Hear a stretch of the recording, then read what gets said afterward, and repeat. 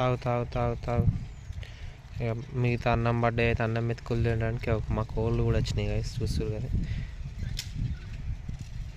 కోళ్ళు కూడా తింటున్నాయి. అది పడేసిన అన్నం.